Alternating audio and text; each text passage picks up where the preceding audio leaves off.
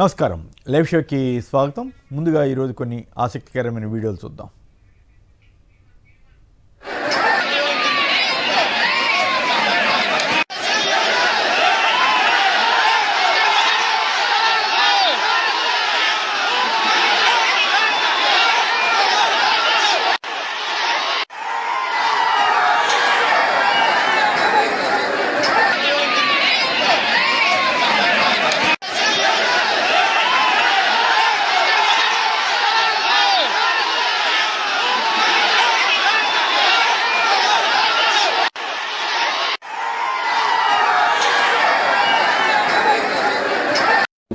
ఇప్పుడు పవన్ కళ్యాణ్ ఏమన్నాడు, నరదిష్టి తెలంగాణ వాళ్ళని అన్నారు.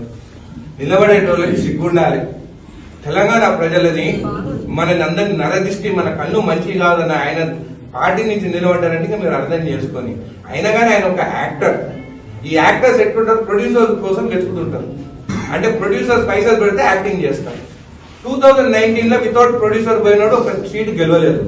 దాని తర్వాత 2024 లో ఒక ప్రొడ్యూసర్ చంద్రబాబు నాయుడుని వెతుకున్నాడు, కో ప్రొడ్యూసర్ లోకేష్ ని వెతుకున్నాడు, గెలిచిండు. మళ్ళీ ఇప్పుడు ఏం చేసిండు, అక్కడ అయిపోయింది. మంత్లీ ప్యాకేజ్ స్టార్, 1 స్టార్ అని పేరు తెచ్చుకున్నాడు. ఇప్పుడు నాకు అది సరిపోతలేదు, నా కుటుంబం పెద్దది ఎట్లా అని చెప్తే ఇప్పుడు కొత్త ప్రొడ్యూసర్ ని వెతుకున్నాడు. ఆయన పేరు మోడీ. ఆ మోడీ ప్రొడక్షన్ లో ఇప్పుడు తెలంగాణకు రావాలని అనుకుంటున్నారు. మళ్ళా ఇది హై బడ్జెట్. కొన్నిసార్లు హై బడ్జెట్ 1000 కోట్లు పెట్టినవి కూడా 50 కోట్లు రావు. సో ఈ హై బడ్జెట్ గెలుస్తారా ఓడిపోతారా అనేది ప్రజలు నిర్ణయించాలి. ముందు ఆ ఈగో ఇంకా అడ్డం పెట్టుకుంటే నాకు అర్థం. నేను కూడా ఆయన ఫ్యాన్. చిరంజీవి మూవీ చూస్తాను, బాలకృష్ణ మూవీని చూస్తాను.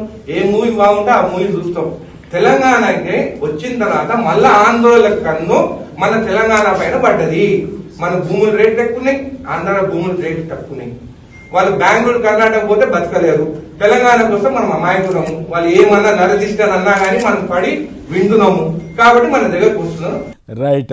అవి ఆసక్తికరమైన వీడియోలు. పాపం రామ్నాథ్ గారు లేదా విజయకేసరి గారు, ఈ ప్రస్తుతం జరుగుతున్న మన చర్చలో పాల్గొనబోతున్న డాక్టర్ విజయబాబు గారు, వీళ్ళందరూ ఆవేదన చెందడమే కానీ ప్రభుత్వానికి కానీ మీడియాకి కానీ ఎక్కడ, తెలుగుదేశం మీడియాకి కానీ ఎక్కడ అసలు ఆ చలనమే ఉన్నట్టు కనపడటం లేదు. దురదృష్టవశాత్తు మత విశ్వాసాలని నమ్మే వాళ్ళని నమ్మకుండా చేసేటట్టుగా మొన్న కొంతమంది మిత్రులు అంటున్నారు, లడ్డూ తినాలంటేనే భయం వేసేటట్లుగా చంద్రబాబు గారు కానీ ఇతరత్ర మాట్లాడుతున్నారు. ఈనాడు ఆ పత్రికలు చూడాలంటేనే భయం వేస్తుందని చెప్తున్నారు. అయినప్పుడు కూడా వాళ్ళు అదే పందాన్ని కొనసాగిస్తుండడం దురదృష్టం. వాళ్ళు తిరుపతిని అంతర్జాతీయ స్థాయికి తీసుకెళ్ళకపోయారు. ఈ రకంగా అప్రదిష్ట పాలు చేయకుండా ఉంటే చాలరా దేవుడా అని వాళ్ళు ప్రార్థించుకునే పరిస్థితికి హిందూ జనం వెళ్లాల్సిన పరిస్థితి వచ్చిందనమాట. రైట్. ఇక పరిచయం చేస్తాం మరొకసారి. డాక్టర్ విజయబాబు గారు ప్రముఖ విశ్లేషకులు, సీనియర్ పాత్రికేయులు, అలాగే రైట్ టు ఇన్ఫర్మేషన్ మాజీ కమిషనర్, అలాగే తెలుగు భాషా సంఘం మాజీ అధ్యక్షులు. కొండా రాజీవ్ గారు వైఎస్ఆర్ కాంగ్రెస్ పార్టీ అధికార ప్రతినిధి. ముందుగా వార్తల్లో వెళదాం. బీజేపీ తెచ్చిందేమీ లేదు, బీఆర్ఎస్కు అర్హత లేదు, ప్రజా సంక్షేమం అభివృద్ధి కాంగ్రెస్ ప్రభుత్వం కట్టుబడి ఉందన్న రేవంత్ రెడ్డి. కాంగ్రెస్కి మళ్లీ ఓటేస్తే ఆగమే అన్న కేటీఆర్. ఈ రెండు పార్టీలకు వేయొద్దు, బీజేపీకే వేయాలంటున్న కిషన్ రెడ్డి. ఇక ఏపీకి వస్తే మున్సిపల్ ఎన్నికల ప్రచారం నిన్న ముగిసిపోయింది తెలంగాణలో. ఆ సందర్భంగా ఒకే ఘటనపై ఎన్ని కేసులు పెడతారు? అంబటి రాంబాబుపై కేసుల నమోదుపై పోలీసులను ప్రశ్నించిన హైకోర్టు. రాంబాబుపై కేసుల విషయంలో సెక్షన్ 36(3) ప్రకారం నడుచుకోవాలని ఆదేశం. మాజీ మంత్రి అంబటి రాంబాబుకు బెయిల్, మరో కేసులో రిమాండ్. అంబటి బెయిల్ ప్రభుత్వానికి చెంపపెట్టు అన్న పొన్నవోలు సుధాకర్ రెడ్డి. సో ముందుగా ఈ అంశం మీదకి వెళ్దాం. విజయబాబు గారు చెప్పండి, ఈ రకంగా అంటే ముందుగా ఈ రెండు వీటి మీద కొద్ది సంక్షిప్తంగా వీటి మీద మాట్లాడుకుని మెయిన్ అంశాల్లోకి మళ్ళీ వెళదాం. ఇది కూడా ఇంపార్టెంట్ కాబట్టి. అంబటి రాంబాబు గారి మీద కేసు పెట్టారు. అది విధ్వంసం చేసిన వాళ్ళని, ఆయన్ని బండపూతులు తిట్టిన వాళ్ళ మీద ఎక్కడా కేసు పెట్టలేదు. ఆయనే ఏదో మొదలుపెట్టి తిట్టినట్టుగా ప్రచారం చేసి కేసు పెట్టారు. కేసు పెట్టిన తర్వాత అది రిమాండ్ పంపించారు. నిజానికి రిమాండ్ పంపించక్కర్లేదు అన్నది పొన్నవోలు గారు వీళ్ళందరూ వాదన. ఆ రిమాండ్ పంపించిన తర్వాత ఇప్పుడు ఆయన బెయిల్ వస్తుందని అనుమానించారో లేక ఇంకేమో కారణం కానీ పోలీసు వాళ్ళు పోలీసుని తాటుకుని కలెక్టరేట్ ఆఫీసులోకి వెళ్ళటం మీద అక్కడ కొంచెం వాగ్వాదాన్ని దిగినందుకు కేసు పెట్టేస్తారా? కేసు పెడితే రిమాండ్, మళ్ళీ జైలు. ఎట్లా మళ్ళీ ఆల్రెడీ అట్లాగే జోగి రమేష్ ఇంటి మీద దాడి చేసిన వాళ్ళకేమో స్టేషన్ బెయిల్ ఇచ్చేశారు, ఆయన మీద మళ్ళీ కేసు అంట. కాకాని గోవర్ధన్ రెడ్డి మీద మళ్ళీ కేసు అంట. వాళ్ళంతా మళ్ళీ హైకోర్టుకి వెళ్ళాల్సి వస్తుంది. ఏమిటి లోకేష్ గారు ఏమో రెడ్ బుక్ రచించడం, ఇప్పుడు ఈయన ఫాలో అవుతున్నట్లుగా ఉంది. అట్లాగే రాజకీయ నిరసనలు కూడా పెరుగుతున్నాయి. జాగ్రత్తగా పోలీసులకి హెచ్చరికలు పోలీసులకి చెప్పారట. చంద్రబాబు గారు వాళ్ళ పేపర్లోనే రాశారు. సో ఏమిటి ఈ అంబటి రాంబాబు గారి ఇష్యూలో కానీ ఈ పోలీస్ కేసులు కాగవా? ఇట్లాగే చేసుకుంటూ వెళ్తారా? ఆయన ఇంటి మీద విధ్వంసం చేసిన వాళ్ళని ఇంతవరకు పట్టించుకోలేదు కదా. వాళ్ళందరికీ బెయిల్ ఇచ్చేసి పంపించేశారేమో. నిన్నటి వరకు ఆంధ్రప్రదేశ్లో అరాచక పాలనని రాష్ట్ర ప్రజలు గమనిస్తూ వచ్చారు. ఈ రోజున యావత్ భారతదేశం అంతా కూడా గమనిస్తున్నటువంటి పరిస్థితి అండి. ఏ దేశంలో ఏ రాష్ట్రంలో కూడా లేనంత అరాచక పాలన, మామూలు అరాచకం కాదు కదా. అసలు సంస్కారవంతమైనటువంటి వాళ్ళు ఏసడించుకుంటున్నారు. ఏంటి ఈ దౌర్భాగ్యం, ఏంటి ఇదేం పరిపాలన, ఇదేం ప్రజాస్వామ్యం అని చెప్పని. సరే, coming to the point, Ambati Rambabu గారి విషయానికి వచ్చినప్పుడు అప్పటికి నేను మాట్లాడే టైంకి ఆయన మీద 16 కేసులు పెట్టారు అని చెప్పి అన్నప్పుడు, ఈ 16 కేసులు కూడా నిలబడేవి కాదని చెప్పన్నా, వాటిని అలా అలా పెంచుకుంటూ వెళ్ళారు. ఎందుకు నిలబడమని చెప్పామంటే, సుప్రీంకోర్ట్ ఆఫ్ ఇండియా తీర్పులు ఏంటంటే ఒకే సంఘటన మీద బహుళ ఎఫ్ఐఆర్లు పెట్టడానికి వీల్లేదనేటువంటిది T T Antony versus state of Kerala తీర్పు అనేది ఉందండి. అంటే ఒకే ట్రాన్సాక్షన్, ఒకే అక్కరెన్స్ మీద రెండో ఎఫ్ఐఆర్ అనేటువంటిది చెల్లదని చెప్పని భారత అత్యున్నత న్యాయస్థానం చెప్పింది. ఇక్కడ ఒకే టెలికాస్ట్ అయింది, ఒక చోట ఆయన మాట్లాడింది. దాని మీద బహుళ ఎఫ్ఐఆర్లు ఎలా పెడతారు అనేటువంటిది ఇంకొక జడ్జిమెంట్లో కూడా Arnab Ranjan Goswami versus union of ఇండియాలో కూడా ఒకే ప్రసారం ఆధారంగా అనేక చోట్ల ఎఫ్ఐఆర్లు పెట్టడం అనేది హెరాస్మెంట్ తప్ప మరొకటి కాదు అని చెప్పింది. ఇటీవల తాజాగా తెలంగాణ హైకోర్టు కూడా అదే రకమైన ఇది ఇచ్చింది. సాక్షాత్తు ఆంధ్రప్రదేశ్ హైకోర్టు కూడా ఆ మధ్య బహుళ ఎఫ్ఐఆర్లు పెట్టడానికి వీలు లేదనేటువంటి చెప్పింది. అండ్ మోర్ ఓవర్ ఏంటంటే అగ్రీవ్డ్ పర్సన్, ఇప్పుడు ఒక ఇష్యూ మీద అగ్రీవ్డ్ పర్సన్ ఎవరైతే ఉన్నారో వాళ్ళు మాత్రమే కేసు పెట్టాలి తప్ప థర్డ్ పార్టీ పెట్టడం అనేటువంటిది లేదు. ఇక్కడ కాజ్ ఆఫ్ యాక్షన్ ఏంటి? జరిగింది మీరు అన్నట్టుగా. కాజ్ ఆఫ్ యాక్షన్ ఏంటంటే రాంబాబు గారి ఇంటి మీద దాడి జరిగింది. ఆ ఇంటి మీద దాడి జరిగి ఆయన్ని చంపడానికి ప్రయత్నం చేసి ఆ ఆస్తులంతా ధ్వంసం చేసి ఆ కుటుంబ సభ్యులను భయభ్రాంతులకు గురి చేసినటువంటి పరిస్థితి. నిప్పు పెట్టారు.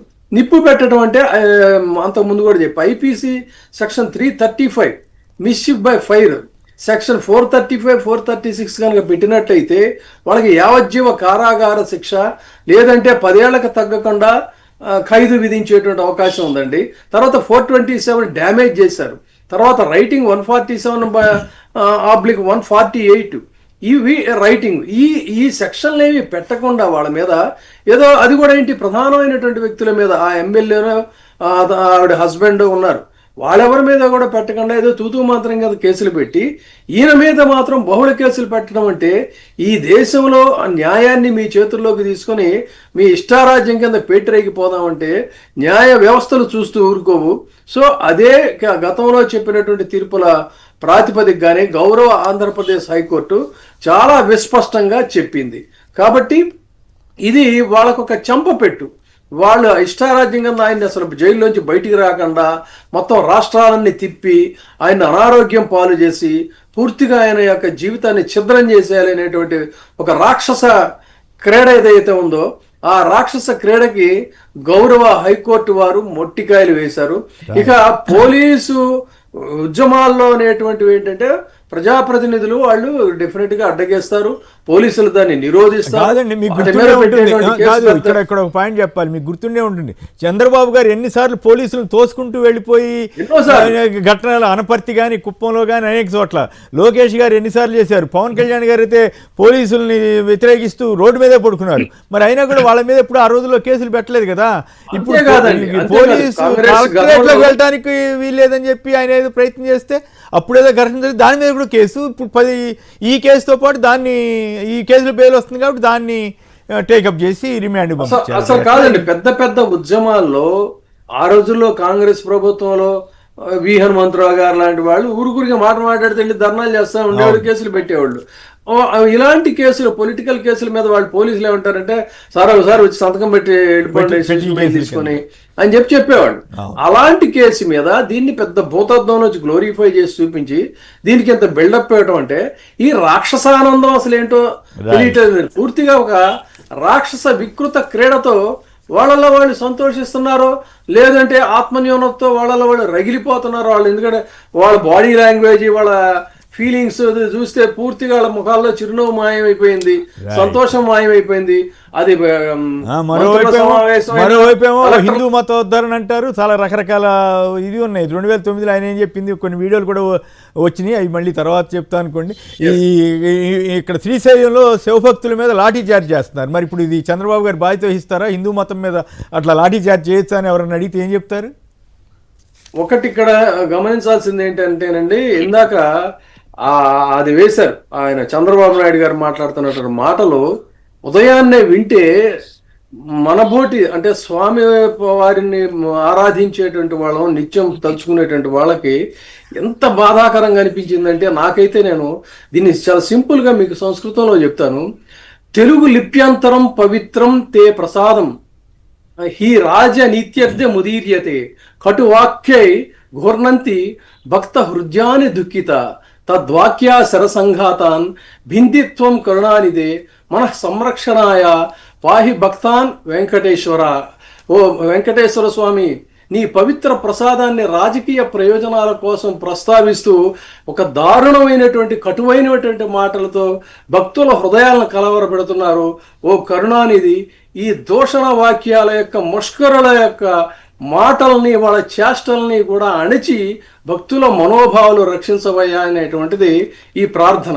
కాబట్టి మరి ఆ స్వామివారు ఎప్పుడు వీళ్ళ యొక్క మొత్తం మీద వీళ్ళు మాత్రం హిందూ మత విశ్వాసాలని మాత్రం గట్టిగా దెబ్బ కొడుతున్నారు. లడ్డూ ప్రసాదం తినేవాళ్ళ ఏమంటారు మానసిక పరిస్థితి మీద బాగా దెబ్బ కొడుతున్నట్టున్నారు. వాళ్ళు చివరికి సాధించేది అది ఒకటిగానే కనపడతా ఉంది. ఇన్ఫ్యాక్ట్ జరిగిందంతా వీళ్ళ టైంలో అనేది, పరీక్షలు జరిగిందండి వీళ్ళ టైంలో జరిగింది. అవన్నీ జగన్ గారు చుట్టి ఆయన మోయాలంటున్నారు. వీళ్ళు తమాషాగా ఉంది.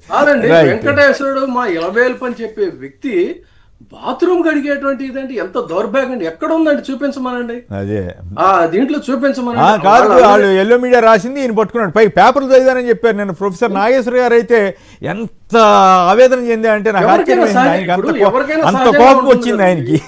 ఇప్పుడు మనకి అది గుళ్ళకెళ్లకుండా చేసేటట్టున్నారు మీరు. హిందూ మతం బాబో మాకు ఈ మతం వద్దన్నట్టు వెళ్ళమాకండి అని చేసేటట్టున్నారని కూడా ఆయన. కాదండి, వెంకటేశ్వర స్వామి ఆలయంలో ఒక సంప్రదాయం ఏంటంటే తిరుమంజనం అనేటువంటిది ఒక ఇది ఉంటుంది. అంటే ఆలయం మొత్తాన్ని కూడా వాళ్ళు ప్రక్షాళన చేస్తారు గంధంతో వీటన్నిటితో కూడా. అలాగే ఈ నేతి లడ్డూలు తయారు చేసేటువంటి ఏదైతే ఉంటాయో వాటిని అసలు హార్పిక్ అనేది అది వేరే కంపెనీ. దాన్ని ఆ జిడ్డు ఉంటుంది కదా, ఆ జిడ్డుని క్లీన్ చేయటం కోసం వాళ్ళు ఒక కైండ్ ఆఫ్ కెమికల్ని ఉపయోగిస్తారు. లేకపోతే ఏమవుతుంది, అదంతా కూడా మొత్తం ప్రమాదం అయ్యేటువంటి పరిస్థితి వస్తుంది. కాబట్టి ఇప్పుడు మనం వంట పాత్రలు మనం ఏ రకంగా అయితే తోముతామో ఆ విధంగా ఆ పెద్ద పెద్ద వీటిని వాళ్ళు క్లీన్ చేస్తారు. దానికి చేసిన తర్వాతే పవిత్రంగా చేస్తారు. దానికి లడ్డూ తయారీకి ముడిపెట్టి ఇంత దారుణంగా దౌర్భాగ్యంగా మాట్లాడుతున్నారంటే ఇంతకంటే మరి ఇక ఇది పరాకాష్ట అండి చెప్పాలంటే. కానీ మరి మళ్ళీ ఇందాక రామ్నాథ్ గారి వీడియో చూశారు కదా, హెరిటేజ్ మీద రాగానే కంగారు పడిపోయారు. మరి కోట్లాది మందికి సంబంధించిన టీటీడీ మీద ఇంతకంటే దారుణంగా ప్రచారం చేస్తామనే ఒక అంగీతం ఉండాలి కదా అని చాలా మంది అడుగుతున్నారు. కానీ మరి రాజకీయ వ్యాపారం, అది ఆర్థిక వ్యాపారం, వాళ్ళకి ఆ ప్రయారిటీస్ ఎక్కువ. Right, okay. మన రాజీవ్ గారు చెప్పండి, అంబటి రాంబాబు గారి కేసుల మీద కానీ ఇప్పుడు బెయిల్ ఒక దాంట్లో వస్తే మళ్ళీ ఇంకో దాంట్లో తీసుకెళ్ళి అరెస్ట్ చేశారు. ఇంకా కాకాని గోవర్ధన్ రెడ్డి గారి మీద, జోగి రమేష్ గారి మీద మళ్ళీ కేసులు పెట్టారంట, మళ్ళీ హైకోర్టుకి వెళ్ళారంట. సో దాని మీద సంక్షిప్తంగా మీ అభిప్రాయం ఏంటి?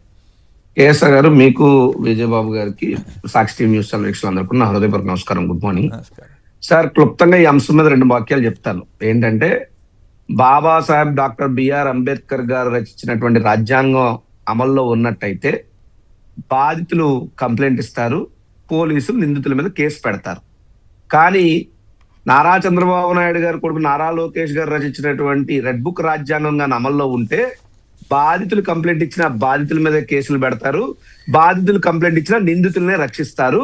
నిందితుల్ని కనీసం ఏ ఒక్క చిన్న యాక్షన్ కూడా నిందితుల మీద తీసుకోకుండా బాధితుల్నే తిరిగి నేరస్తులుగా నిరూపించేటటువంటి అతి గొప్ప ప్రక్రియను పోలీస్ వ్యవస్థ అవలంబిస్తా ఉంది. ఇది చాలా దురదృష్టకరం. ప్రజాస్వామ్య మనుగడికి ఇది ప్రమాదకరం.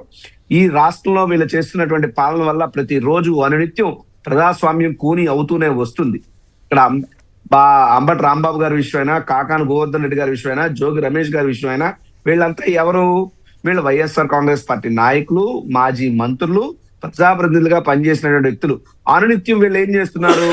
ఈ యొక్క కూటమి ప్రభుత్వం చేస్తున్నటువంటి ప్రజా వ్యతిరేక విధానాలని మీడియా ద్వారా ప్రెస్ మీట్లు పెడుతూ ప్రజాక్షేత్రంలో పోరాటాలు చేస్తూ ప్రభుత్వాన్ని నిలదీస్తూ ప్రభుత్వ వ్యతిరేక విధానాలను ప్రజల్లోకి తీసుకెళ్తున్నారు. వీళ్ళ నోళ్లను కట్టడి చేస్తే, వీళ్ళని భౌతికంగా ఆపగలిగితే ఈ ప్రభుత్వం చేసినటువంటి తప్పులనో తడకలనో ప్రజల్లోకి ప్రచారం వాస్తవాలు వెళ్లకుండా అడ్డుకోగలవనేటువంటి కొంత అభిప్రాయంతో చంద్రబాబు నాయుడు గారు ఈ రకమైనటువంటి దుర్మార్గ కార్యక్రమాలకు పాల్పడతా ఉన్నారు. చంద్రబాబు నాయుడు గారికి కానీ కూటమి ప్రభుత్వానికి కానీ నేను ఒకటే చెప్తున్నా, ఈ రకంగా నాయకుల్ని జైల్లో పెట్టి ఏదో మీరు ఆపాలని అనుకుంటే మీ తాటాకి చప్పుళ్ళకి అదిరేది లేదు, బెదిరేది లేదు. వైఎస్ఆర్ కాంగ్రెస్ పార్టీని మీరు ఆపాలనుకోవడం అంటే అరచేత్తో సూర్యుడిని ఆపాలనుకోవడం తప్పితే మరొకటి కాదు. అనునిత్యం ప్రజల కోసం పోరాటం చేసేటువంటి జగన్మోహన్ రెడ్డి గారి నాయకత్వంలో కార్యకర్త నుండి మాజీ మంత్రి వరకు ప్రతి ఒక్కరూ మా గలం విప్పుతాం. దిక్కులు పెక్కటిల్లేలా ప్రజల తరపున ప్రతిధ్వనించే ప్రతి గొంతుగా మీ మీద పోరాటానికి సిద్ధమయ్యే ఉంది. ఆ విషయాన్ని మర్చిపోవద్దని చెప్పి ఈ యొక్క కూటమి ప్రభుత్వాన్ని నేను తెలియజేస్తున్నాను సార్. రైట్, ఇక మిగతా వార్తలకు వెళ్దాం. మరింత ఎత్తుకు ఆల్మట్టి, నాడు నేడు బాబు మౌనమే, ఏపీ ఆయకట్టు ఎడారే, 87,818 కోట్లతో భూసేకరణ పునరావాస కల్పనకు కర్ణాటక గ్రీన్ సిగ్నల్ ఇచ్చింది. డ్యామ్ ఎత్తు 519.6 నుంచి 524.256 మీటర్లకు పెంపునకు పనులు వేగవంతం చేశారట. మరి ప్రభుత్వం మేల్కుంటే బాగుంటుంది. అది వాస్తవం కాదా, ఏమిటి జరుగుతుంది అట్లా అనేది ఆ ప్రభుత్వంతో మాట్లాడుకుంటే. ఆఫ్కాస్ ఉద్యోగాలకు మంగళం, ఇటీవల సమగ్ర శిక్ష విడుదల చేసిన పోస్టులో 50% ప్రైవేట్ పరం అంట. మాజీ సీఎం వైఎస్ జగన్ భద్రతపై ఆందోళన, ఇష్టానుసారంగా అనధికారికంగా పోలీసులు రూట్ మార్చేస్తున్నారు. అమిత జనాదరణ కలిగిన నేత అయినందున తక్షణమే భద్రత కల్పించాలి, పటిష్టమైన భద్రత కల్పించాలని కేంద్ర హోంశాఖకు వైఎస్ఆర్ కాంగ్రెస్ పార్టీ రాష్ట్ర ప్రధాన కార్యదర్శి తలశిల రఘురాం లేఖ. ఇక ప్రభుత్వం కమ్మగా ఉంది, పాలన కూడా ఇంకా కమ్మగా ఉంది అంటూ బీజేపీ ఎమ్మెల్యే ఆదినారాయణ రెడ్డి చేసిన వ్యాఖ్య ఇప్పుడు ఆంధ్రప్రదేశ్లో పెద్ద కలకలం సంచలనం సృష్టిస్తోంది.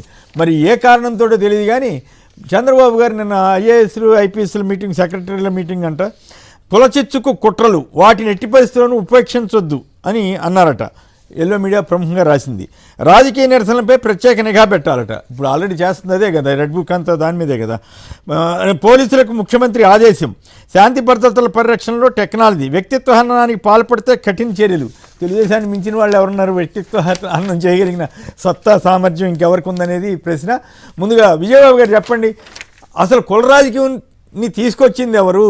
ఈ పోనీ 2024 ఎలక్షనే తీసుకుంటే అంతకుముందు తీసుకున్నా కూడా పవన్ కళ్యాణ్ గారిని రంగంలో తీసుకొచ్చి చేయటంలో కానీ ఇతరత్రా కానీ కులం మతాన్ని ప్రయోగిస్తున్నది ఎవరు? ఇప్పుడు కులచిచ్చు అంటూ మాట్లాడటం ఏమిటి? మరి ఆదినారాయణ రెడ్డి అన్నదానికి ఏమిటి కౌంటర్? తెలుగుదేశం నుంచి ఏమైనా కౌంటర్ ఉందా లేదా? అసలు ఈ కుల రాజకీయాల గురించి చంద్రబాబు గారు ప్రశ్నించడం ద్వారా నిజంగా ఆయనకి వ్యతిరేకంగా కులచిచ్చు పెట్టే ప్రయత్నం జరుగుతుందా, లేక ఆయనే విని చేస్తూ ఇతరుల మీద ఆపాదిస్తున్నారా? ఏం జరుగుతోంది? మీ విశ్లేషణ ఏమిటి? అసలు ఇలా ఈ సబ్జెక్ట్ మాట్లాడుకోవటం కూడా మనకి ఎంత ఎంబారాసింగ్ అంటేనండి, ఒకప్పుడు మేము విజయవాడలో కానీ లేకపోతే ఇతరత్ర వివిధ రంగాల్లో కానీ కమ్మ సామాజిక వర్గంతో సొంత అన్నదమ్ముల్లాగా అన్యోన్యంగా దశాబ్దాల కాలం మేము జీవించినటువంటి పరిస్థితి. చంద్రబాబు నాయుడు గారి పుణ్యం అంట ఈ దౌర్భాగ్య కుల రాజకీయాలను పెట్టిన తర్వాత అనివార్యంగా మాట్లాడేసరికి మనకు ఆ రకమైనటువంటి ముద్ర వేసి మళ్ళీ వాళ్ళు ఇందాక మీరు వ్యక్తిత్వ హననం అన్నారే, అది తగిలించేటువంటి పరిస్థితికి వచ్చారు. ఆ విధంగా ఒక పూర్తిగా సమాజాన్ని వర్టికల్గా కులాల ప్రాతిపదికగా చీల్చేసినటువంటి ఇది ఏదన్నా ఉంది అంటే అది తెలుగుదేశం రాజకీయం తప్ప మరొకటి కాదు. అయినా సరే అనివార్యంగా మాట్లాడదాం.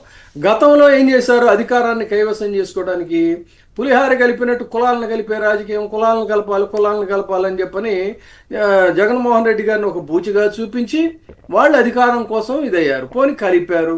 ఈ పులిహార కలిపిన తర్వాత అందులో ఎవరైతే మొత్తం ఒక ప్రధానమైనటువంటి భాగస్వామిగా అండగా నిలబడ్డారో ఆ పులిహార వాళ్ళని కరివేపాకులను చేశారు తప్ప వాళ్ళకేమైనా సరైనటువంటి వాటా వెళుతుందంటే ఎవరిని ఇక ఎవరు పులిహారలో ఎవరున్నారు, ఎవరిని కరివేపాకు లాగా చేశారు? జనసేనలో ఇప్పుడు ఈ కులాలను కలపాలన్నది ఎవరండి? జనసేన అంటే దశాబ్దాలుగా ఒక కాంగ్రెస్ పార్టీకి మనకు అంతో ఇంత అంటే రాజ్యాధికారం అంటే చీఫ్ మినిస్టర్ అవ్వలేదు ఏమో, కానీ వాళ్ళని రాజకీయంగా ప్రోత్సహించి ముందుకు తీసుకెళ్ళినటువంటిది ఆ రోజున రాజశేఖర రెడ్డి గారు. తదనంతర కాలంలో మీరు ఈ రోజుకు కూడా తిరగేయండి, కాంగ్రెస్ జగన్మోహన్ రెడ్డి గారి పాలనలో కాపులు కీలకమైనటువంటి మంత్రి పదవుల్లో ఎంతమంది ఉన్నారు, లేదు తెలుగుదేశం పార్టీలో ఎంతమంది ఉన్నారో తీయండి. మీరు నిజంగా కులాలను కలిపారా లేకపోతే ఏం చేశారనేది వాళ్ళ ఓట్లన్నీ గంప కొత్తగా ఎంచుకొని రాజ్యాధికారం సంపాదించాక నోరెత్తకుండా మీరు ఇదైపోయారు. బట్ మీకోసం జెండాలు మోసినటువంటి వాళ్ళు, ఆత్మాభిమానాన్ని తాకట్టు పెట్టుకొని పనిచేసినటువంటి వాళ్ళందరూ కూడా ఈ రోజున కరివేపాకులు అయిపోయారు.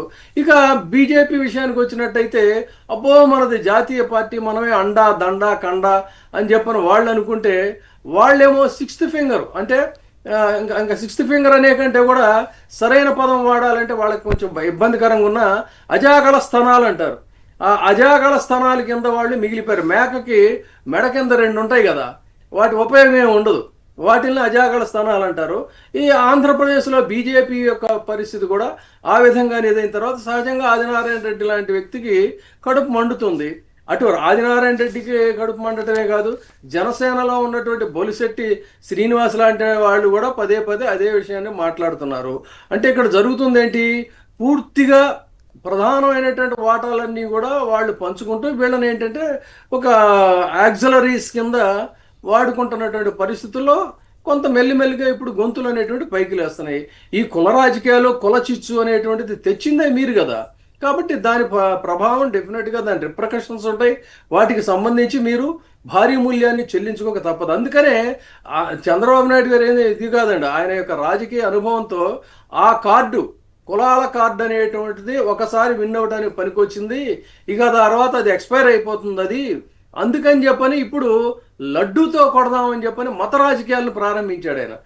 నెక్స్ట్ ఎలక్షన్స్కి ఈ కులాల కాంబినేషన్, కుల రాజకీయాలు పనిచేయవు. ఎందుకంటే వాళ్ళు వాస్తవాన్ని గ్రహించారు కాబట్టి ఖచ్చితంగా ఎన్నికలు ఒక సంవత్సరం ముందున్నాయనగా అనేక మంది పెద్ద మొత్తంలో ప్రత్యేకించి ఎవరైతే ఈ కూటమికి సపోర్ట్ చేసినటువంటి కులాల వర్గాలు ఉన్నాయో అవన్నీ కూడా బయటికి రావడం, అనివార్యంగా జగన్మోహన్ రెడ్డి గారికి సపోర్ట్ చేయడం అనేటువంటి జరుగుతుంది.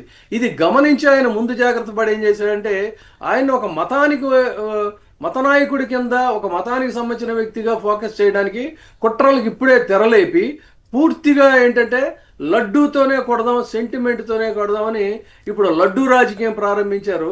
ఈయనకు ఒక్కసారిగా ఒక సనాతన హిందూవాది కింద ఈయన అయిపోయాడు. సనాతన హిందూవాదిగా నోటికి వచ్చినట్టుగా అంతకుముందు దీపం జ్యోతి పరబ్రహ్మం అని చెప్పని మనం అంటాం. దీపం జ్యోతి పరబ్రహ్మం దీపేన సాధ్యతే సర్వం దేవదీపం నమోస్తుతే అనేటువంటి దీపానికి మా తాత చుట్టకాల్చుకుంటాడని చెప్పినటువంటి వ్యక్తులు వాళ్ళు సనాతనవాదులు అయిపోయారు.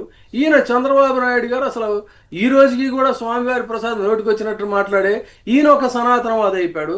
కానీ 3000 దేవాలయాల్ని పునర్నిర్మించడం, పునరుద్ధరించడం, కొత్త ఆలయాల్ని చేయటం, తర్వాత అనేక చోట్ల ఈ ధూపదీప నైవేద్యాల కోసం దేవాలయాలకి ఇది చేయటం, ఇన్ని రకాలు చేసినటువంటి జగన్మోహన్ రెడ్డి శ్రీవాణి ట్రస్ట్ తరఫున ఒక కొత్త యునిక్ ఐడియా. ఆ శ్రీవాణి ట్రస్ట్ తరఫున ఎంతమంది హిందూ భక్తులకి లేకపోతే పురోహితులకి వాళ్ళకి వీళ్ళకి విశేషమైనటువంటి సేవలు అందించినటువంటి జగన్మోహన్ అంటే అది ఒక యాంగిల్ అనుకోండి. ఇక్కడ కీలకమైన పాయింట్ ఏంటంటే నేను ఒక విశ్లేషణ విన్నాను, ఒక మిత్రుడు ఎవరో ఈ యూట్యూబ్లో చూస్తే సోషల్ మీడియాలో అంబటి రాంబాబు గారి ఇష్యూని ఫోకస్ చేస్తూ అంబటి రాంబాబు గారికి మద్దతుగా ఉత్తరాంధ్ర నుంచి కాపు సంఘాల నాయకులనండి లేదా వైసీపీ కాపు నేతలందరూ వెళ్ళారు. సో ఆ నేపథ్యంలో ఉన్నారా, అదే టైంలో ఆయన మీద దాడి చేసిన వాళ్ళలో ఎక్కువ మంది ఎవరు, అట్లాగే ఆ దాడి చేయటమే కాకుండా బూతులు తిట్టిన మహిళ ఎవరు, అట్లాగే ఈ విధ్వంసం సృష్టించిన వాళ్ళు ఎవరు, స్వయంగా కేంద్ర మంత్రి ఏమన్నారు, అంతగా అందరితో పాటు పురంధరేశ్వరి గారు కూడా అంబటి రాంబాబు గారినే తప్పుపడుతూ చాలా అభ్యంతరకరంగా ఆయన మాట్లాడారన్నట్టుగా మాత్రమే ఫోకస్ చేసి, అంతకుముందు ఆయన బూతులు తీసినా పర్వాలేదా మరి? పురంధరేశ్వరి గారికి అంబటి రాంబాబుని అన్ని బండబూతులు తీసినా ఒక మహిళ అయ్యే ఆ తర్వాతే కదా ఆయన ఆవేశపడింది. అట్లా తిడితే రెండూ తప్పని చెప్పాల్సిన బీజేపీ వాళ్ళు అనండి, పురంధరేశ్వరి గారు లాంటి వాళ్ళు అనండి, పెమ్మసాని కేంద్ర మంత్రి అనండి, వీళ్ళు కేవలం ఆయనే టార్గెట్ చేయటం వల్ల దీని మూలంగా ఏర్పడిన ఈ సమస్యని కులచిచ్చుగా ఈయన ఏమైనా అభివర్ణిస్తున్నారా అంటూ ఒక ఆయన ఎవరో విశ్లేషించారు. ఎస్ అండి, ఎప్పుడు కూడా కులాలు వాళ్ళకి సానుకూలంగా ఉంటేనేమో వాళ్ళు కులాలను వాడుకుంటారు, వేరే వాళ్ళు మాత్రం వాళ్ళు కులాలను వాడుకోవడానికి వీల్లేదు. ఎందుకంటే ఏదో పేటెంట్ రైట్ అంతా వీళ్ళకే ఉన్నట్టు. అందుకు ఏం చేస్తారు, ప్రత్యర్థులుగా వీళ్ళని మీరు అన్నారు కాబట్టి అదే అంటున్నా, మనకి ఎంబరాసింగ్గా ఉన్న అనివార్యంగా మాట్లాడుకోవాలన్నప్పుడు అంబటి రాంబాబు మీద దాడి చేయడానికి ప్రోత్సహించినటువంటి కేంద్ర మంత్రి అక్కడ టీడీపీలో కూడా కాపు నాయకులు ఉన్నారు కదా, వాళ్ళని ఎందుకు పంపించలేదండి? సీనియర్ నాయకుడు కన్నా లక్ష్మణ్ గారికి అంబటి రాంబాబు గారికి కూడా ఇప్పుడు రాజకీయంగా వైరుధ్యాలు ఉన్నాయి కదా, ఆయనకి చెప్పి వాళ్ళ సంగతి ఏంటో చూడండి అని చెప్పని ఆయన్ని పంపించవచ్చు కదా. మరి ఒక పర్టిక్యులర్గా ఒక సామాజిక వర్గానికి సంబంధించినటువంటి వాళ్ళనే ఎందుకు పంపించారు అనేటువంటిది ఇది ఆదినారాయణ రెడ్డి చెప్పినట్టుగా డెఫినెట్గా అదే దీనికి అందుకు వస్తుంది. తర్వాత ఇంకో దౌర్భాగ్యం ఏంటంటే చూడండి ఎంత అపచారం అంటే, మనకి స్వామివారికి టీటీడీ చైర్మన్గా ప్రమాణ స్వీకారం చేసిన తర్వాత మనసా వాచా కర్మణ ఆయన సేవలోనే ఉండాలి. అంటే ఆయన చర్యలు కానీ చేష్టలు కానీ ఆలోచనలు కానీ పూర్తిగా స్వామివారి సన్నిధిలో ఉంటూ ఆయనకు కైంకర్యం చేయాలి. అటువంటి వ్యక్తి టీటీడీ చైర్మన్గా ఒక కుల సభ పెడితే ఆ కుల సభలోకి వెళ్ళి ఆ కులాన్ని మనం ఎలా ఉద్ధరించాలి, ఆర్థికంగా ఎలా బలోపేతం చేయాలని మాట్లాడటం అసలు టీటీడీ చైర్మన్గా చేయాల్సినటువంటి పనేనండి అది. మరి ఆదినారాయణ రెడ్డి చెప్పినట్టుగా ఆ రాజకీయం కాదా ఇది? అంటే ఆదినారాయణ రెడ్డి ఏమో పనులు జరగట్లేదనే యాంగిల్ ఇంకేదో చెప్పినట్టున్నారు, కులచిచ్చునేమో చంద్రబాబు గారు అంటున్నారు. సో అసలు కులచిచ్చుకి ఆద్యులు ఎవరు ఇవన్నీ చర్చనీయాంశం అవ్వచ్చు, కానీ ఓవరాల్ గా చూసినప్పుడు ఈ కులచిచ్చు అనే పదాన్ని ఎందుకు వాడి జనాన్ని తప్పుదారి పట్టించడమా, లేకపోతే ఆయన ఏం చేసినా రైట్ అనుకోవాలా జనం? అసలు మీరు రాజకీయ పదవుల పంపకంలో కానీ లేకపోతే పెత్తందారి పోకడంలో కానీ, ప్రత్యర్థులను మట్టు పెట్టేటువంటి విషయంలో కానీ, ప్రత్యర్థుల్ని దెబ్బ కొట్టేటువంటి విషయంలో కానీ లేదు అన్నట్లయితే అసలు ఇంతవరకు చరిత్రలో కనీవిని ఎరుగని రీతిలో ఒక సుదీర్ఘ చరిత్ర ఉన్నటువంటి పవిత్ర దేవాలయంలో ఈ రోజున కుల రాజకీయాలు ఏంటండి? టీటీడీ చైర్మన్ కుల సభలకు వెళ్ళటం ఏంటండి? ఇంతకంటే దారుణమైనటువంటి అంశం ఇంకోటి ఉంటుందా? అలాంటప్పుడు ఆయన రాజీనామా చేసేసి కులసేవ అసలు నిజానికి చట్టం ప్రకారం అట్లాగా చట్టం ఏం వ్యతిరేకించట్లేదు కదా, కులసభకు ఫలానా వాళ్ళు వెళ్ళకూడదు వెళ్ళొచ్చు అని, అది వాళ్ళ వ్యక్తిగత విషయాలు కదా.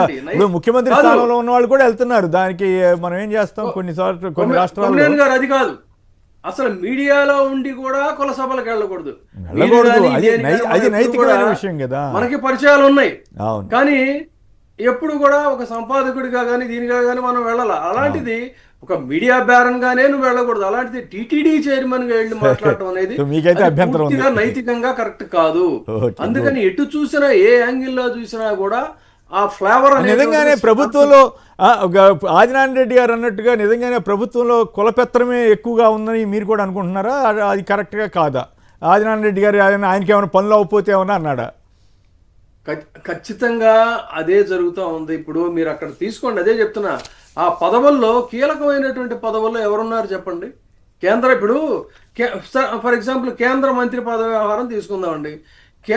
టీడీపీలో చిరకాలంగా ఉంటూ విశేషమైనటువంటి సేవలు అందించేటువంటి వాళ్ళు చాలామంది ఉన్నారు.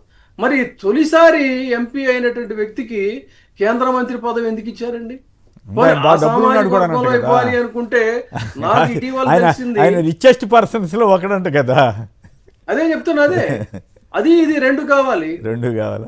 అయితే ఈ క్వార్టరీలు ఇవన్నిటిలో కూడా ఈ కుల ప్రభావం ఎక్కువగా ఉండుంటుంది బహుశా, అందుకని ఆ నేపథ్యంలో కూడా ప్రతి యాంగిల్లో తీసుకోండి మీరు. మంత్రుల్లో కీలకమైన స్థానాల్లో డెసిషన్ మేకింగ్లో కీలకమైనటువంటి మంత్రి పదవులు కానీ ఇవన్నీ ఎవరికి ఉన్నాయి అది చూసిన తర్వాతే కదా ఇప్పుడు మరి ఆదినారాయణ రెడ్డి అయినా బోలిశెట్టి శ్రీనివాస్ అయినా ఇలాంటి వాళ్ళంతా ఎందుకు మాట్లాడుతున్నారని అంటే complete nepotism. Right, okay. Ramakrishna గారు లైన్లో ఉన్నారు. రామకృష్ణ గారు నమస్కారం, మాట్లాడండి. ప్రకాశం జిల్లానా? మాట్లాడండి ప్లీజ్. కులాల మధ్య స్విచ్ పెట్టింది 1994లో వర్గీకరణ అనేసి పెట్టింది మాలామాదిగల మధ్య. 99లో కదా? 94 సార్. 94లో అప్పుడు ఎన్టీ రామారావు గారు వచ్చిన టైంలో అప్పుడు ఎలక్షన్ మేనిఫెస్టోలు పెట్టారు, అదేమన్నా నాకు గుర్తులేదు. మేనిఫెస్టో కాదు సార్, మామూలుగా ప్రపోజల్ పెట్టింది 94, 95లో కృష్ణమాధవ్ గారిని తీసుకొచ్చారు. 97లో ఉద్యమం జరిగితే 96లో వచ్చేసరికి వాళ్ళు వచ్చారు. అవును, ఎంఆర్పిఎస్ వాళ్ళు మీటింగ్ పెట్టారు. 97 ఆగస్టు 21వ తారీఖున మాల మహానాడని పెడితే బాంబులు పొగ బాంబులు వేసి గందరగోళం గుర్రాలతో కొట్టించి చేస్తారు. అప్పుడు ఓకే, 3 లైవ్ లో కూడా చనిపోయారు ట్యాంక్ బండ్ దగ్గర. అక్కడ గుర్రాల అంగన్వాడీల ఇష్యూలో కదా కొంత గొడవైంది. సార్ కాదు, 97లో. 97 సార్ ఇది. Okay okay okay. సో కులచిచ్చు పెట్టడంలో చంద్రబాబు గారు ఇప్పుడు కులచిచ్చు కుట్రలు జరుగుతున్నాయి అంటున్నారు. మరి వాటిని ఎట్టి పరిస్థితులను ఉపేక్షించొద్దని కూడా చెప్పారంట. అసలు ఆయన ఒకటి చేస్తాడంటే అది ముందే జనాలకి పంపుతారు సార్. ఫస్ట్ ఒక నెల ముందు స్టార్ట్ అవుతుందంటే ముందే పెడతారు సార్ జనాలకు. ఇది ఏ విధంగా మనం చేయాలా ప్రీ ప్లాన్ జనాలను సంపాదించలేదు సార్. రైట్ రైట్, ఓకే అండి, రైట్.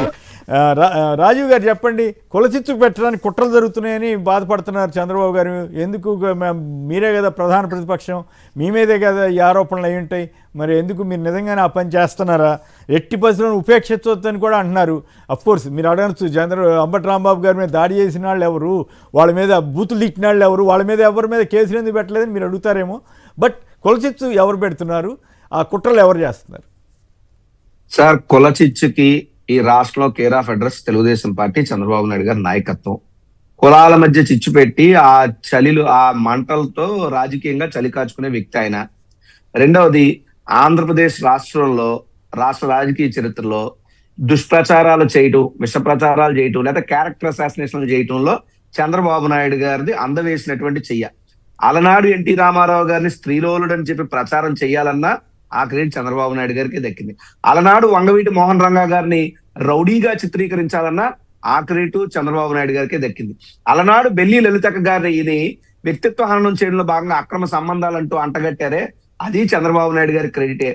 చిరంజీవి గారిని జెండా పీకేద్దామని చెప్పి ప్రచారం చేయించిన ఘనత చంద్రబాబు నాయుడు గారిదే.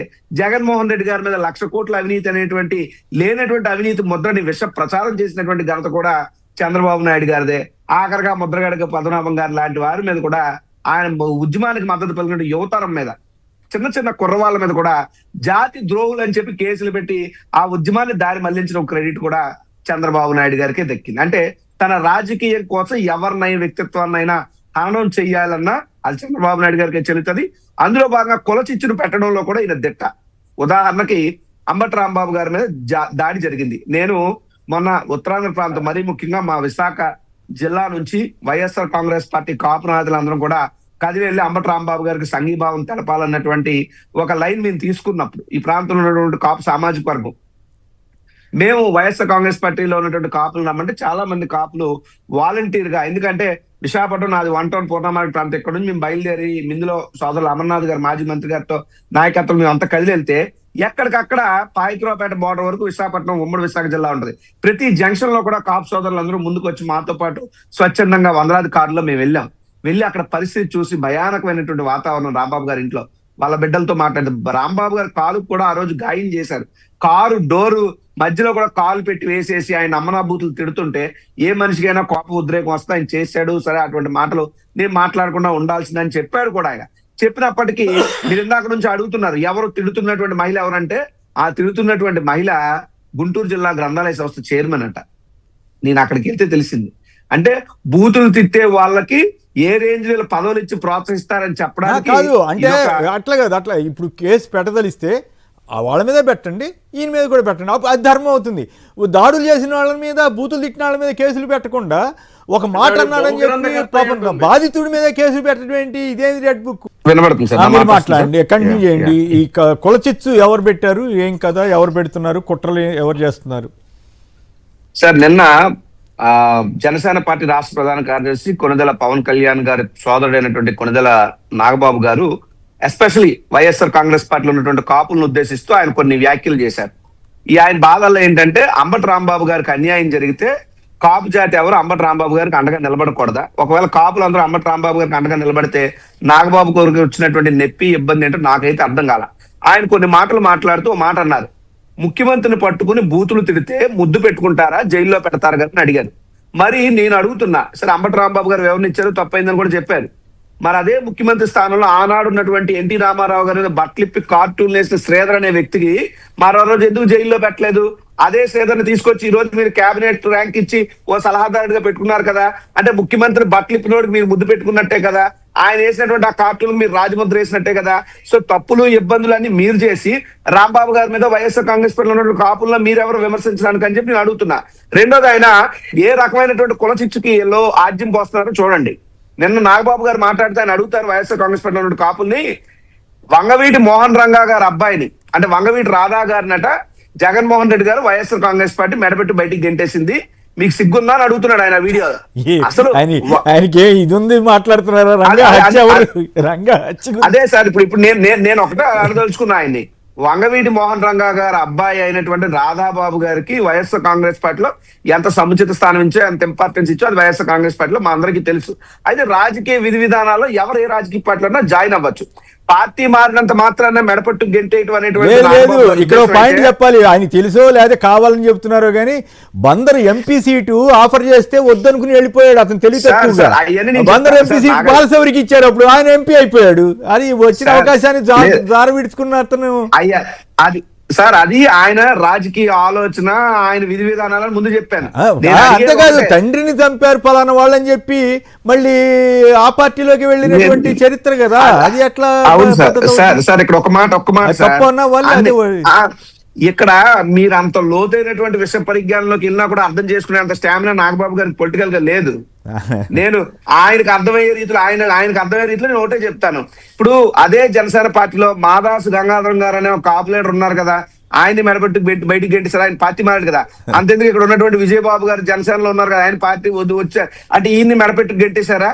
లేదు అనుకుంటే అలా చెప్పుకుంటూ పోతే ఇంకా చాలా జేడి లక్ష్మీనారాయణ గారు ఎంతో మేధస్సు ఉన్నటువంటి వ్యక్తి, ఆయన కాపు నాయకుడు. అంటే కాపుల్ని జనసేన పార్టీ మెడ పెట్టుకుని బయటికి గెంటేస్తూనే ఉందా అని నేను అడుగుతున్నా నాగబాబు గారిని. మీరు చెప్పినటువంటి విషయాలు అవన్నీ వాస్తవాలు, కానీ ఏళ్ళు కుల ప్రచారం, కుల చిచ్చు పెట్టాలనేటువంటి భాగం, అందులో భాగంగా నాగబాబు గారు అంటే అట్లా కాదు. నాగబాబు గారు మాట చెప్పాలి, అంబటి రాంబాబు గారిని బండబుద్ధులు తిడతా తప్పు కాదు, అది అది కాపులకి ఎందుకు కోపం రావాలని ఆయన అడగడంతో ఆయన అడుగుతారా? అట్లా నాకేం అర్థం కాలేదు. ఎవరినైనా తప్పు, అది తిట్టు, అది తప్పే ఇది తప్పే అని చెబితే అది పద్ధతి. అసలు ఇంకో మాట మీకు చెప్తాను. ఆయన మాట్లాడిన దాంట్లో ఏంటట, 2024లో గ్రేటర్ రాయలసీమలో అత్యధికంగా ఉన్నటువంటి కాపులు బలిజలు అత్యధికంగా ఉంటే జగన్మోహన్ రెడ్డి గారు అనుకున్న సీట్లు ఇవ్వలేదు. అప్పుడు మీ కాపు లైన్లు, కాపు టైగర్లైన అంబటి రాంబాబు గారు, పేరు నాని గారు ఎందుకు మాట్లాడలేదన్నారు. నేను కాపు యువకుడిగా ఒకటే అడుగుతున్నా, ఈ రాష్ట్రంలో అవునన్నా కాదని అవశేష ఆంధ్రప్రదేశ్ లో కానీ తెలంగాణలో కానీ అతిపెద్ద జనాభా కలిగినటువంటి సామాజిక వర్గం కాపు సామాజిక వర్గం. జనాభా ప్రాతిపదికన రాజకీయ అవకాశాలు ఇవ్వాలనుకుంటే మరి ముఖ్యమంత్రి కాపులు కదా అవ్వాలా? మరి అలాంటి మీ కోటలో పవన్ కళ్యాణ్ కదా ముఖ్యమంత్రి అవ్వాలా? అది మానేసి మీరేమో చంద్రబాబు నాయుడు ముఖ్యమంత్రి పీయటం 15 ఏళ్ళు ఉడుగుని చేస్తాం రాసి ఇచ్చేయచ్చు. ఇతర పార్టీలో ఉన్నటువంటి కాపులు మాత్రం మా అధినాయకుడు చెప్పినట్టు మీరు నడుచుకుంటే అది మీరు తప్పులు చేసినట్ట. అంటే వీళ్ళు రెచ్చగొట్టేటువంటి మాటలకి మేము డైవర్ట్ అయిపోయి మా పార్టీలో ఉన్న అధినాయకుల మీద లేదా సమాజంలోనో కొత్త కుల చిచ్చును మేము రగల్చాలనేటువంటి ఆలోచనలో భాగంగా నాగబాబు గారి చేత ఈ కుల చిచ్చు రాజకీయాలు చంద్రబాబు నాయుడు గారు ప్రస్తుతం ఆంధ్రప్రదేశ్ రాష్ట్రాన్ని రావణ కాష్టంగా మార్చాలనే లక్ష్యంతో జరుగుతుంది. కుల చిచ్చుకి చంద్రబాబు నాయుడు గారు కేంద్రీకృతం అయి ఉన్నారు. కుల చిచ్చు పెట్టడానికి ఈ రకమైనటువంటి వెనకొండి నాటకాన్ని ముందుకు నడిపిస్తూ మళ్ళీ ఫ్రంట్ ఫేస్ కి వచ్చి పోలీసులతోనేమో రాష్ట్రంలో కుల రాజకీయం రావచ్చు, మీరు అలర్ట్ గా ఉండాలి, చేసే కుట్రలో కుట్రలన్నీ కూడా కేర్ ఆఫ్ చంద్రబాబు నాయుడు గారే. ఈ రోజు మీరు మాట్లాడతారండి అంటే కాపులకి అన్యాయం జరిగితే, కాపులు ప్రతిస్పందిస్తే, కాపులు మా యొక్క గళాన్ని మేము వినిపిస్తే, మేము అండగా నిలబడితే ఈ రోజు ఎందుకు ఈ రకమైనటువంటి వివక్ష కాపు జాతి మీద నేను అడుగుతున్నా. కాపు నాయకులందరూ కూడా వెళ్తే మీరు ఎందుకు తట్టుకోలేకపోతున్నారని అడుగుతున్నా. అంటే కాపులందరూ జనసేనలో ఉండాలని ఏమైనా రాజ్యాంగంలో ఉందా అని అడుగుతున్నా. ఇతర పార్టీలో ఉన్నటువంటి కాపులు కాదా అని నేను అడుగుతున్నా. కాపుల మీద ఈ రకమైనటువంటి దాడి ఎందుకు చేయాలని ప్రశ్నిస్తున్నా. కేవలం నాగబాబు గారికి రాజకీయంగా తెలిసింది గోరంతా, తెలియంది కొండంతా, ఇష్టం వచ్చినట్టు ఏదైనా మాట్లాడితే బాబోటోళ్ళు వస్తాం ఇలా టీవీ డిబేట్ లో పెట్టి వాళ్ళ చరిత్రలు ఇప్పి చెప్తే మళ్ళీ ఇంకో రకమైనటువంటి మాటలు మాట్లాడతారు. కాబట్టి ఈ రాష్ట్రంలో కుల చిచ్చు రాజకీయం రగల్చాలని చెప్పి ఈ ప్రభుత్వం కుట్ర చేస్తా ఉంది. ఇది క్లియర్ గా నాగబాబు మాటలతో బట్టబయలవుతా ఉంది. రైట్. ఎమ్మెల్యే ఇంటిపైకి నిమ్మకాయలు విసిరి పరారండి. ఇదేందో ఈ తెలుగుదేశం వాళ్ళు ఒక పక్క మతం గొడవ, ఇంకో పక్క ఏమో ఈ క్షుద్ర పూజలు గొడవ. ఆవిడెవరు సింగనమల ఎమ్మెల్యే అంట, బండారు శ్రావణి ఇంటిపైకి ఇద్దరు వ్యక్తులు తీరా చూస్తే వాళ్ళు తెలుగుదేశం వాళ్ళేనని చెబుతున్నారు. మరి ఏం పంచాయతీయో ఏమి రాష్ట్రాన్ని ఎటు తీసుకెళ్తున్నారో అర్థం కాకుండా ఉంది. ఇక తిరువూరు ఎమ్మెల్యే గారు ఏకంగా పల్లె కన్నీరు పెడుతోందంటూ మాట్లాడిన తీరు కానీ, తర్వాత వరుసనే వద్దాం. అగ్రభాగాన విజయవాడ పశ్చిమ, అట్టడుగున గుంటూరు పశ్చిమ అంట నియోజకవర్గాలకి ర్యాంకింగ్లు ఇచ్చారట. మరి ఆ ర్యాంకులు ఏ ప్రాతిపదికన ఇచ్చారో ఏం కాదో తెలియదు, కానీ మొత్తం రాష్ట్రం అంతా అభివృద్ధి చెందిపోయినట్లు జనం అనుకోవాలా ఏంటో మరి తెలియదు. తలసరి ఆదాయం 5 ఏళ్లకు రెట్టింపు అవ్వాలని చెప్పి చంద్రబాబు గారు ఆదేశాలు ఇచ్చేశారు. బాబు పాలనలో ఆలాహలం 2000 రైతు కూలీలు 2025లో 2865 మంది మరణం, రోజుకి 8 మంది చొప్పునట. మొత్తం మీద దాదాపు 8000 మంది ఆత్మహత్యలు చేసుకున్నారంటూ కథనం. రాష్ట్రంలో పల్లెలు కన్నీరు పెడుతున్నాయి. రోడ్డు లేని గ్రామాల్లో ప్రజలు ఇబ్బందులు చూసి దుఃఖం ఆపుకోలేకపోయా. గ్రామీణ నిరుద్యోగులు ఉపాధి లేక అల్లాడిపోతున్నారు. వారి పరిస్థితి కంటతడి పెట్టించింది. 3 రోజుల పాటు 35 గ్రామాలు తిరిగి 480 కుటుంబాలతో మమేకమయ్యా అంటూ పల్లెలు కన్నీరు పెడుతున్నాయనేమో ఆ తిరువూరు ఎమ్మెల్యే కొలికిపూడి శ్రీనివాస్ గారు అంటున్నారు. అద్భుతంగా ఉంది, అభివృద్ధిలో అదిరిపోయిందంటూ నియోజకవర్గాలుగా ర్యాంకులు ఇచ్చారు. మరోవైపు పన్ను వసూళ్లకు కాకేలను కూడా ప్రయోగిస్తారట. ఇక నుంచి జీఎస్టీ ఈ మరి వ్యాపారుల మీద వాళ్ళు దాడి చేస్తారేమో. బకాయిల వసూళ్లకు పోలీసుల సహకారం కూడా తీసుకోవాలని ముఖ్యమంత్రి గారు చెప్పారట. సో అది పరిస్థితి. మరి రేపు నుంచి ఏం జరుగుతాయో. ఎక్సైజ్ ఆదాయం ఢమాల్, రెవెన్యూ ఆర్థిక లోటు ద్రవ్యలోటు 85,000 కోట్లు రికార్డు స్థాయి. సో ఐఏఎస్లో అన్నీ తెలుసు అని అనుకోవద్దని చంద్రబాబు గారు చెప్పారట. సో మన విజయబాబు గారు చెప్పండి, ఏమిటి ఈ నియోజకవర్గాల ర్యాంకింగ్లు ఏంటి? ఆర్థిక పరిస్థితులు తలసరి ఆదాయం రెట్టింపు అయిపోవాలని ఆదేశాలు ఇస్తే అయిపోతుందా? మరోవైపు అప్పుల పరిస్థితి ఏమిటి? ఈ ర్యాంకులు పల్లె కన్నీరు పెడుతోందని మనకు తెలుసు కదా. ప్రఖ్యాత కవి రాసినటువంటి ఆ పాట పాడాడు మన తెలంగాణ ప్రముఖుడు.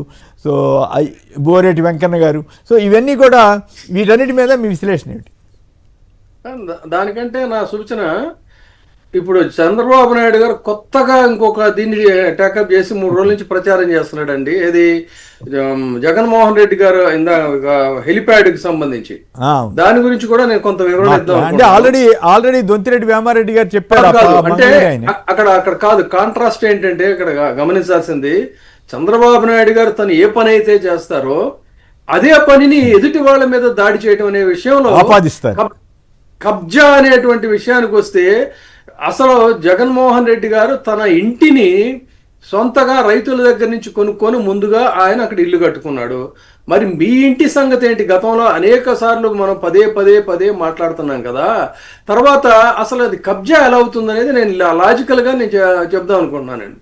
అందుకని ఎక్కడా కూడా ఎంత ట్రాన్స్పరెంట్గా అంటే, అది ఎటువంటి పరిస్థితుల్లో ఆయన దగ్గరికి వచ్చినటువంటి వ్యక్తి రైతు అని చెప్తున్నాడు కదా, అతని వ్యవహారాలని ఆ పేపర్లని వాటన్నిటినీ కూడా డిస్క్లోజ్ చేయమని చెప్పి డిమాండ్ చేస్తున్నానండి. ఎందుకంటే ఇక్కడ ఆయన జగన్మోహన్ రెడ్డి గారు ఏం చేశారు, 22A కింద భూమి తీసుకోవటం అనేటువంటిది ఆయన వాల్చుకోవటం వద్దండది, అంటే ప్రభుత్వ అధీనంలో పెట్టాడు.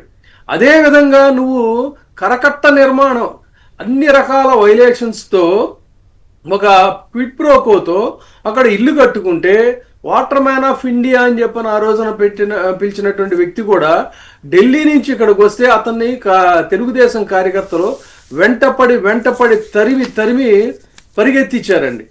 చేసి అన్ని రకాల వైలేషన్స్, ఒకటి కాదు కదా, ఇన్ని రకాల వైలేషన్స్తో నువ్వు ఇల్లు కట్టుకొని ఆ ఇంట్లో ఉంటూ ఆయన భద్రత కోసం అని చెప్పని దగ్గరలో ప్రభుత్వ భూమి దాన్ని కూడా లీజుకు తీసుకొని ఆయన వాడుకుంటుంటే అసలు ఎంత అసహ్యకరమైన అరాచకం అంటేనండి. పరస్పర గౌరవ మర్యాదలని ఉంటాయండి రాజకీయాల్లో. మాజీ మంత్రులకి మాజీ ముఖ్యమంత్రులకి రాజకీయంగా విభేదించుకోవచ్చు. భద్రత విషయానికి వచ్చినప్పుడు ప్రాణహానికి సంబంధించినటువంటి అంశాల్లో వాళ్ళు పరస్పరం ఒక మర్యాదలు ఉంటాయి. అది కాకుండా ఆయన అసలు హెలికాప్టర్లో కూడా తిరగడానికి వీలు లేదనేటువంటి ఒక కుట్రకి తెరలేపి ఆ భూమికి సంబంధించినటువంటి వివరాలు ఈయన లాగాడు. ఈ భూమికి సంబంధించిన వివరాల్లో ఏంటంటే చాలా స్పష్టంగా ఆ హెలిప్యాడ్ ఏదైతే ఉందో అది 22A నిబంధన కింద ఉంచారు. అది అంటే ప్రభుత్వ అధీనంలో ఉంచారు తప్ప ఆయన దాన్ని వాల్చుకోవాలంటే సీఎం గా ఉన్న వ్యక్తి మీరు చెప్తున్నట్టు బెదిరించాడు అన్నప్పుడు 5 నిమిషాల పని కదండి. మీరు ఏ విధంగా అయితే లింగమనేని కాదు ఇక్కడ ఇంట్రెస్టింగ్ విషయం ఏంటంటే 54 ఎకరాల 5,000 కోట్ల భూమి ఏమో ఆయన ప్రైవేట్ వ్యక్తులకి ఇచ్చేటు రైటు. ఇక్కడ అక్కడ ప్రభుత్వ భూమిని ప్రభుత్వంగా కాపాడటం తప్పు. అది పరిస్థితి. అది తప్పు. తర్వాత అబ్యూజ్ ఆఫ్ పవర్ కింద నీ బంధువులకి నీ సొంత ఇదేమో 1.5 ఎకరాలండి, ఇది కూడా ప్రభుత్వ అధీనంలో ఉంచారు. నువ్వేమో గీతం యూనివర్సిటీ నీ దగ్గర బంధువుకి నీ రాజకీయంగా ఉన్నటువంటి నీ పార్టీ ఎంపీకి నువ్వు ఇచ్చుకుంటావు. ఆ రోజున Rajendra Singh water man of India వచ్చి ఇక్కడ వైలేషన్స్ ఉన్నాయని చెప్పని చెప్తే ఎన్జిటికి నిబంధనలకు విరుద్ధంగా కట్టారని చెప్పానంటే ఫ్లడ్ లైన్ ఇక్కడ వేయకూడదు. తర్వాత వాళ్ళు ఇప్పుడు ఆ ఇంట్లో ఉంటూ విసర్జిస్తున్నటువంటి విసర్జకాలన్నీ కూడా తాగునీటిలోకి వెళ్తున్నాయి. అది బందర్ వరకు వెళ్తున్నాయండి. ఆ వాటర్ గగురు పొడుస్తుంది అదంతా బందర్ వరకు వెళ్తున్నాయి. డ్రైనేజ్ లేదు. ఈయన ఇంత ఓపెన్ గా కూడా మొత్తం నదీ కరకట్టలన్నిటిని ఆక్రమించి ఈయన జగన్మోహన్ రెడ్డి గారు కబ్జా చేస్తున్న ఒక కొత్త ప్రచారానికి ఎట్లా అవుతుంది గవర్నమెంట్ ల్యాండ్ అని ఆయన చెప్తూ ఉంటే. Right, okay. రాజీవ్ సార్ చెప్పండి. కన్నీరు పెడుతుంది అంటున్నారు. నియోజకవర్గాలకి ర్యాంకింగ్లు ఇస్తారంట అభివృద్ధి సూచికల ఆధారంగా అంట. సార్ ఈ పల్లె కాదు ప్రతి గడప ఈరోజు ఆంధ్రప్రదేశ్ రాష్ట్రంలో కన్నీరే పెట్టుకుంటుంది. ఎవరు సుఖ సంతోషాలతో లేరు. ఈ కూటమి పాలన నలిగిపోతా ఉన్నారు. అయితే ఇలా ప్రచారాలు పీక్ లో ఉంటాయి, రియాలిటీ మాత్రం వీక్ గా ఉంటుంది. ఉదాహరణకు నేను స్టీల్ ప్లాంట్ గురించి చెప్తాను సార్, ఎందుకంటే ఆల్రెడీ మిగతా అంశాలు మాట్లాడేది. ఈరోజు స్టీల్ ప్లాంట్ కి సంబంధించి కూడా థర్మల్ పవర్ ప్లాంట్ ఏదైతే స్టీల్ ప్లాంట్ లో ఉంటుందో దాన్ని ప్రైవేటీకరిస్తూ నోటిఫికేషన్ జారీ చేయడం జరిగింది. విశాఖపట్నంలో ఉన్నటువంటి గాజువాక నియోజకవర్గంలో ఉన్న స్టీల్ ప్లాంట్ కి శాసనసభ్యుడు ఎవరో తెలుసండి, పల్లా శ్రీనివాసరావు గారు అని. ఆయన స్టేట్ ప్రెసిడెంట్, స్టేట్ లో హైయెస్ట్ మెజారిటీ వచ్చినటువంటి శాసనసభ్యుడు. ఆ గ్రేడ్ ఏంటో, ఆ ఫేడ్ ఏంటో, ఆ షేడ్ ఏంటో చెప్పడానికి ఇప్పుడు నేను స్టీల్ ప్లాంట్ అంశాన్ని ఎత్తుకున్నాను. ఈ విశాఖపట్నంలో 5,10,000 ఓట్ల మెజార్టీతో గెలిచినటువంటి పార్లమెంట్ సభ్యుడు శ్రీభరత్ 5,000 కోట్ల భూమిని కబ్జా చేస్తున్న అధికారంగా దాన్ని రెగ్యులరైజ్ చేస్తున్న ప్రభుత్వం. ఇంకో పక్క 90,000 పైచిలకు మెజార్టీతో హైయెస్ట్ మెజార్టీ ఓడిపోయిన మా ఎమ్మెల్యే కంటే అప్పుడు గుడివాడ అమర్నాథ్ గారు, గెలిచిన హైయెస్ట్ మెజార్టీ క్యాండిడేట్ ఏమో పల్లా శ్రీనివాస్ గారు. ఈ నియోజకవర్గంలో స్టీల్ ప్లాంట్ ఏమో ఈ రోజు ప్రైవేట్ పరం చేస్తున్నారు. అంటే ఎంత దుర్మార్గమైనటువంటి పాలన నడుస్తుందో చూడండి. ప్రభుత్వ భూమిని ప్రైవేట్ పరం, ప్రభుత్వంలో ఉండాల్సినటువంటి సంస్థలేమో ప్రైవేట్ వాళ్ళకి అమ్మేయటం. ఇంత దారుణంగా స్టీల్ ప్లాంట్ ఉసురు తగిలి ఖచ్చితంగా ఈ ప్రభుత్వం పోతుంది అంటలో అతిశయోక్తి కాదు. కడుపు మంట కలుగుతా ఉంది సార్. పవన్ కళ్యాణ్ గారు వచ్చి ఊగిపోయారు. ఆ రోజు జగన్మోహన్ రెడ్డి గారు చెప్పారు, పొరపాటు ఇక్కడ తెలుగుదేశం పార్టీ గెలిస్తే గాజువాకలో ఖచ్చితంగా స్టీల్ ప్లాంట్ అమ్మకానికి మీరు ఆమోద ముద్ర వేసినట్టు అవుద్దని చెప్తే ప్రజలు తెలుసుకోలేకపోయారు. ఈ రోజు ప్రతి ఒక్కరు ఎంత బాధపడుతున్నారు. దాదాపు సార్ 10,000 మంది గవర్నమెంట్ పర్మనెంట్ ఎంప్లాయీని పీకేశారు, 10,000 మంది కాంట్రాక్ట్ ఎంప్లాయీని పీకేశారు. 60 డిపార్ట్మెంట్లు ఉంటే అందులో 42 డిపార్ట్మెంట్లు చాలా కీలకమైనవి. 42 కూడా ప్రైవేట్ పరం చేస్తూ నోటిఫికేషన్లు ఇచ్చేస్తున్నారంటే ఎంత దారుణం. భారతదేశ వ్యాప్తంగా ఉన్నటువంటి ప్రైవేట్ కానీ ప్రభుత్వ రంగ స్టీల్ ప్లాంట్ లో క్యాప్టివ్ మైన్స్ లేని ఏకైక steel plant sir Vizag steel plant. ఇది కాదా వివక్ష? ఇది కాదా ఉత్తరాంధ్ర మీద మీరు చూపిస్తున్నటువంటి వివక్ష? ఇందుకు కాదా వెనకబాటు గురవుతున్నాం అని చెప్పి మా గుండె మండిపోయేది, మా కడుపులు రగిలిపోయి ఇందుకు కాదా? ఇప్పుడు మేము రోడ్డు ఎక్కుతాం, రోడ్డు ఎక్కితే అన్నీ మా మీద కేసులు. ఈ రకమైనటువంటి వ్యవహారం చేసి బుల్డోజ్ వ్యవహారంతో స్టీల్ ప్లాంట్ అమ్మేస్తున్నారు సార్ అధికారికంగా. పవన్ కళ్యాణ్ మాట్లాడు, చంద్రబాబు గారు మాట్లాడు, ఎంపీ మాట్లాడు, ఎమ్మెల్యే మాట్లాడు. మళ్ళీ పైపెచ్చేంటి మీ మీద ఆధారపడినటువంటి కేంద్ర ప్రభుత్వం కదా కేంద్రంలో ఉంది. ఇటువంటి పరిస్థితుల్లో కూడా స్టీల్ ప్లాంట్ క్యాప్టివ్ అయింది. రెండవది ఏదో ఎలకేషన్ చేసే ఉన్నారు, ₹1 స్టీల్ ప్లాంట్ కి ఇచ్చిన పాపాన్ని పోలేదు. కేవలం ఈ యొక్క రాష్ట్ర ప్రభుత్వం మాటల్లోనేమో సూపరు, కానీ చేతల్లో మాత్రం అట్టర్ ఫ్లాప్ సార్. దానికి ఉదాహరణ వైజాగ్ స్టీల్ ప్లాంటే. ఎందుకన్నా వేరే ఉదాహరణ ఏం అక్కర్లేదు ఈ రాష్ట్రంలో పరిస్థితులు ఎలా ఉన్నాయో చెప్పడానికి. రైట్. ఆశ్చర్యంగా విజయవాడ వెస్ట్ మరి అగ్రభాగాన్ని వచ్చిందంటే మరి కారణం ఏంటో తెలియదు, కానీ గుంటూరు వెస్ట్ ఏమో అట్టడుగునుందట. సరే మొన్న ఆవిడ దాడి గీడి అవన్నీ చేసింది కాబట్టి అట్టడికి వెళ్ళారంటే అర్థం చేసుకో. మరి గుంటూరు విజయవాడ వెస్ట్ ఎందుకు మరి టాప్ వచ్చిందో తెలియదు. మరి ఇక ర్యాంకులు ఆ కథ ఏందో చూద్దాం. డాక్టర్ విజయబాబు గారు అలాగే కొండా రాజీవ్ గారు ఇద్దరికి కూడా ధన్యవాదాలు. ఇది నేటి విశ్లేషణ కార్యక్రమం. నమస్కారం.